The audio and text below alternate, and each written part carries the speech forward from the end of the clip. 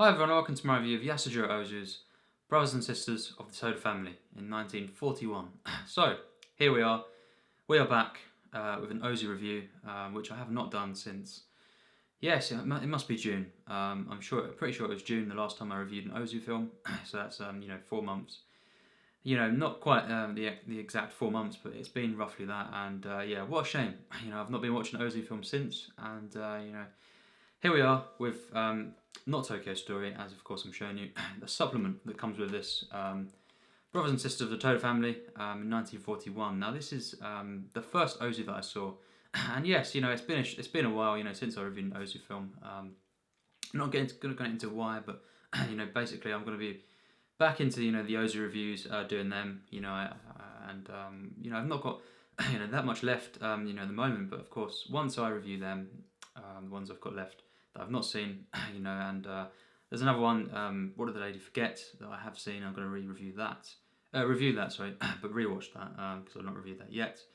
And once I've done that, I'll be buying, of course, more Ozu films, as much as I can, and I'll be watching most of his films on this channel, reviewing them, and then early next year maybe, it could be December even, I'll rewatch some of the other ones that I've already reviewed on the channel. Some of them have actually moved up on my rating scale, so I look forward to doing that. There could be another magnum opus as well. Now that I've adjusted my rating scale and stuff as well. And the film, certain films have grown on me even more, and I already love them. 4 Ozus are in my top 100, and even they have climbed. So yes, Ozu, is really, even though I've not been watching his films, there's an effect, this has had, the films, that I've kind of been thinking about these films, all the time really, like I do with my favourite films a lot of the time. But Ozu films, in the past, I've actually really had, always had this kind of spiritual experience, when watching Ozu films. Even, this one, Brothers and Sisters of the Toda Family, I didn't think it was one of his best, when I saw it. Well, it was my first one I saw, but, since I had seen, more and more, I thought, this is probably one of the worst I've seen. And yes, it still is, but it's still a great film. That's how good Ozu is. I think it's another film that actually makes it, not higher, but makes it onto my 500 favourite films list. So the only one, that would need to, I'd need to rewatch and see if that has done that as well, is What Did the Lady Forget? And I did love that one as well. So pretty much every Ozu I've seen, that means, has made it onto this. So yes. This film, is very, very unseen. I'm one of the not even 1,000 people who has voted on this IMDb, for this and given a rating, which is pretty shocking. This is not, a seen film really. It's not that acclaimed. It's probably one of the least talked about Ozu films, and yeah, it's it's got some of the Ozu regulars in this film in smaller roles. Chishû, who's one of my favourite actors of all time. Very, very small role. He's just credited as friend, I believe, and Kuniko Miyake is also in this film, a very, very minor role as well. And basically, it's about the Toda family, upper class family. You see them at the beginning, and you see lovely little scenes with them, taking photographs, and it's basically celebrating the father's 69th birthday, and yeah, the kind of gathering of the family, and yeah, very, very nice occasions. And then after 10 minutes or so, something happens, certain things happen, and someone dies in the family, and basically the rest of the film, is the family dealing with this in their own way. Different characters. The mother is the main character really that the film focuses on. Yeah, it's just Yasujirô as well. He's one of the main characters, but he's goes out of quite a lot of the film, and he returns in the final act or so. He goes away, and it's basically it's a family drama, kind of dealing with how people cope with loss, and how it deals with loads of different themes. Ozu balances perfectly really, loss, regret, and kind of just caring for one another, and kind of just family dynamics and kind of thing, and just basically how some people should kind of respect their elders more and stuff like that, and kind of just not be more caring for their families and stuff like that. And it's a very, very warm film, but it's very, very dark. And this one kind of is dark in the first 30 minutes for sure, really, really dark, and then it kind of slowly becomes more and more kind of hopeful, and you could say light-hearted. You know, the ending is very, very completely light-hearted, you could say, and still very powerful, but you know, it really becomes more and more kind of light-hearted as it goes on, but becomes better and better as it goes on, and that's quite rare, you know, for a film to do. You know, it starts off with, you know, of course, very early on, the death, which is very, very shocking, and very, very sudden, and that's what it portrays perfectly as well. Ozu does how sudden death can be, you know, how shattering it can be, but also how some people just, even parts of the members of the family, you know, should just really don't care. You know, they should. It kind of shocks you in that way, you know, kind of thing. You know, and how some people can be very, very cold. Then it also, of course, has so much warmth in this film. You know, with the characters that do care. You know, and one of the sons. You know, really, he's one of the best characters in the film. You know, he's just brilliant in this film, even though he has quite a small role. And yeah, you know, Shin Saburi plays him, and just a wonderful actor. He was also in Late Autumn.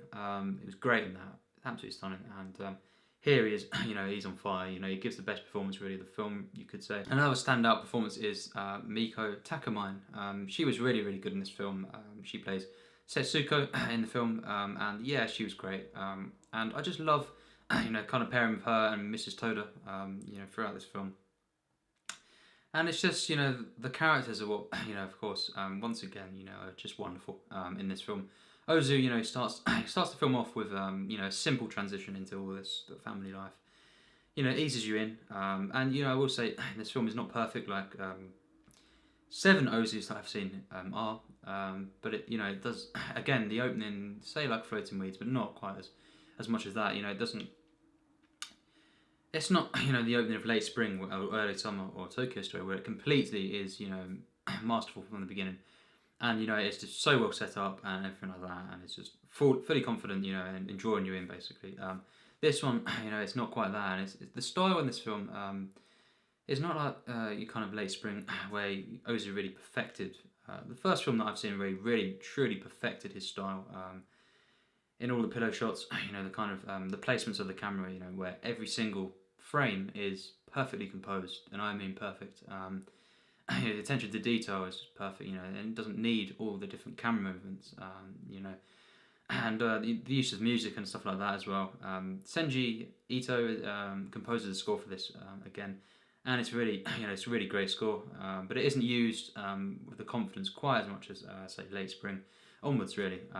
They are, you know, and it's the first, you know, for half of the film is very, very minimal, you know, use of music, and you know, it does have a couple of bits here and there where it could have been, music could have been used, you know, more to kind of let the film flow more and bring more emotion to the film as well. In certain places, you know, it could have benefited a little bit, you know, from the use of music here, but it, you know, when the music is, you know, in play, it's always wonderful and really elevates, you know, and you know, it does have humble beginnings, but, you know, not quite masterful beginnings. Not quite great, maybe, you know, but once the event happens, you know, just after 10 minutes, you know, and a couple of scenes before that, you know, it's mostly, you know, masterful or truly great, you know, onwards, and it's really just a stunning film. You know, it's the one that really creeps up on you, and, you know, really, really moved me once again, of course. You know, the first time I saw it, I thought, wow, you know, this is something, you know, it could be great, but there was a couple of things that, you know, I didn't know how I felt about. And in this time, you know, everything is better than I remembered, kind of thing. And even the opening kind of 10 minutes, there it is really good, definitely. And I was already, you know, really invested in it and mostly loving. But really onwards, you know, it just gets better and better. And it's a film that, you know, for 90 minutes of the film, I truly loved, for sure. And there was a couple of, you know, here and there moments, maybe a minute or two, throughout the rest of the film where it could have been a bit better, you know, even better to really reach, you know, the top end of the 9 marks overall. But overall, you know, this film is stunning. I think, you know, the characters in this film, although, you know, they aren't, you know, thoroughly, you know, compelling, you know, right at the beginning, they really, for most of the film, they are, you know, they're great characters. The way they're written, the performances, you know, absolutely stunning, really, overall, and, you know, just absolutely wonderful, little touching little film. the grandchild as well, that's in this film. One of my favourite scenes is where him and his grandmother, the grandmother of the film, they're basically in a room talking, and he's skiving off of school, and it's just a wonderful scene where the exposition is just so masterful, and the way that kind of Ozu just softly places the camera and just lets us observe as always. But it's just the writing and everything here. Basically, this grandchild is bunking school because he's getting bullied and stuff like that, and you've got an amazing scene here that has comedy, but it is actually very touching and very deep, and kind of again dealing with the theme of bullying, like he does in a couple of his films. And once again, I just thought, one of my favourite scenes of the film, and I just thought, wow, he knew how to do anything involving childhood, just probably because a lot of directors don't overall focus a lot on childhood stuff. There's not really much directors who make loads and loads of films about childhood and everything and growing up and kind of thing. Ozu could be he could be the one that perfectly captures more than anyone consistently in his films childhood, more than really anyone. It's hard. I'm trying to think now, but it really is a struggle to kind of think this. Spielberg kind of does this better in his best films, say E.T. and stuff like that. Well, yes, but really, when you've got a director who is making quite a lot of films, to do with childhood, and kind of thing, I think, Ozu could be, certainly along with Spielberg in that sense, make it the best, at this, and just the way he does it is so perfect, so true to life, so moving, beautiful stuff here, and just something that, I can relate to straight away, and it's just lovely to see, kind of thing, and very, very nostalgic. I think Ozu films always evoke nostalgia in me, in the way that, it makes me look back to my childhood, even the ones that haven't really got, much children in the film, it doesn't really focus as much on this. I think, even Late Spring, there's a couple of appearances of, children that in the film where it does some stuff, but it's mainly not that. But it does have nostalgia in the film. It does make me feel nostalgic, and it kind of, it just deals with family issues so well, in his films. And this scene, in particular, was one of the ones that really made me feel that again. And it's just a beautifully human film. This is the thing with Ozu. He never makes a film that isn't thoroughly human. And this film, really is something, and it really, really moved me. Certainly in the second half. The second half of this film is flawless, really. And the rest of the film was like this. I could maybe call it a masterpiece. Actually, it's that good. I think this is such an unknown film, such an underseen Ozu film, let alone, just classic kind of Japanese era. 1941, of course, not quite, as popular. He wasn't back as popular back then, kind of until late spring onwards, really, you could say, which is understandable because that's when he was at his best for me overall. But yeah, it's a shame this one isn't seen as much, and it's not that acclaimed really, by even those who've seen it. I think it's a truly great Ozu film, and really now I can say, of all the 11 Ozus that I've seen, I am, confident that he's made, all of them are great films. That is rare, and, most directors, not all of them, but most directors have at least made a film that isn't, that great, and, kind of, most people have made, directors, big directors have made, that have made a lot of films, have made some bad ones, even Hitchcock, Lifeboat, I don't think it's quite a bad film, but it was close, it was weak for me, but Ozu, and bearing in mind this is a very, very, one of his least, acclaimed ones, at least seen ones, he's made all of them great, and the fact that I loved this film, just says it all, really, I'll be shocked when I see an Ozu that I hate or don't like, it just probably won't ever happen.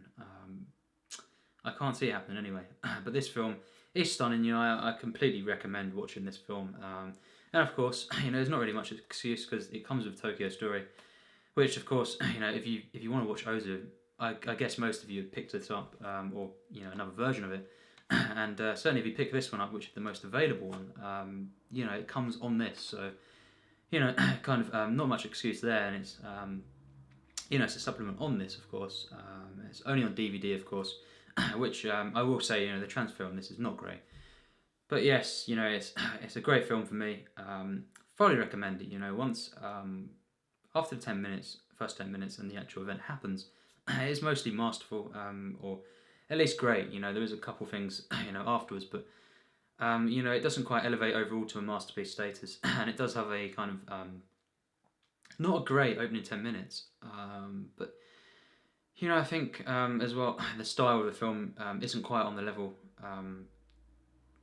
The confidence of what I would expect to give a full mark film or a high end 9 mark. So that's why I'd give it a bit of a lower score. Hopefully I've justified why I'm not giving it a 96, 97 even, because I'd give it a 95%.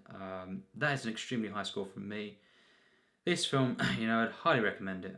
It's a stunning film. I think it has a mystical feel as well. This one, and the use of music contributes to that, and the photography and everything. Even the kind of scene where they're getting their photo taken. Really is a lovely scene. And the way that that's framed is immaculate. The framing throughout this film is pretty much perfect. I would say. And the editing is just the only thing that would have some slight tweaks in it for me to give it higher marks in that sense. But the framing, is of the scene, just where it's looking on from a certain particular angle that really is just so memorable when they're getting there. The family portrait, and I've always remembered this shot. Surprisingly, since I saw this film, it's really stuck in my mind, and it's just a powerful. Basically, once you see the rest of the film and you look back and you kind of remember this image, very, very powerful when you think about it. So much meaning, and kind of this film, when that event happens, very, very touching stuff, and done with, masterful subtlety and, just sincerity. This film is very, very sincere, and it has loads and loads of drama in it, especially in the second half. But it does start off, maybe fairly light in the scenes where they're preparing for this portrait. But then onwards, it's mostly great or masterful, with a couple minor issues throughout the rest of the film. But the rest of the film is pretty much flawless, and overall, 95% is truly a great score for me. This and Floating Weeds is pretty close for me, and it's saying a lot because Floating Weeds is one of the most acclaimed films of all time, and I don't think it's one of the best for me. Not quite. Say like a lot of the other Ozus are. I still think it's among my favourite films, but it's not one of the very best films. Like, say, some have acclaimed it as, and I respect the opinions, but, I don't quite agree with that. Still a great film, but, Floating Weeds is not quite, say, late spring or anything like that. But this one, is basically on the level of Floating Weeds, and it's nowhere near as acclaimed. It's not talked about, really at all. Ever really, unless people are, diehard kind of Ozu fans, and they really dig deep, because this is quite an unknown film. Clearly, 800 odd votes on IMDb shows that. It's just not that scene really, and I really, would recommend it, and it's be great, for more people to check it out. And if you see this film, leave your thoughts in the comments, of course, because for me it's a great one. I loved really all the characters.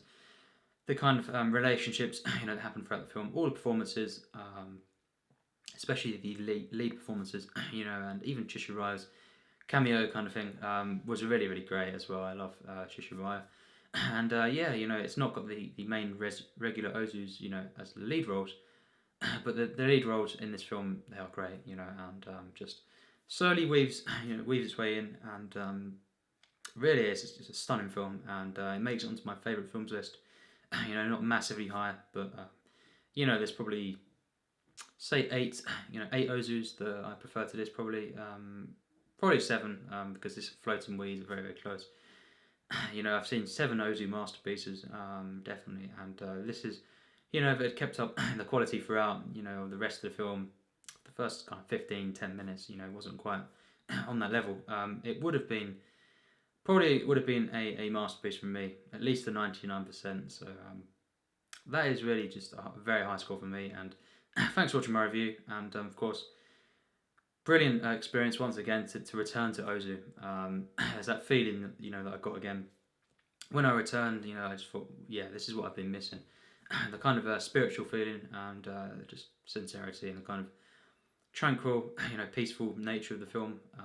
This is what Ozu does, and some of the most moving films, he makes of all time, but also some of the most peaceful. So it's very, very, genius combination, really, what he does here, and they're always relatable films with, full of warmth, and this is no exception. It's not quite top tier Ozu, but it's a stunning film, and would highly recommend it. So thanks for watching my review, and of course, here we are with some more. I'll be reviewing soon What Did the Lady Forget, which is on this as a supplement, early summer. Of course, as well, I've not seen either of these, so it's got Equinox Flower on it, which I'm really, really looking forward to. And There Was a Father, which is actually really acclaimed as well, I didn't realise. And, this is, I cannot wait for that. Equinox Flower, the first colour Ozu, so very, very interesting there.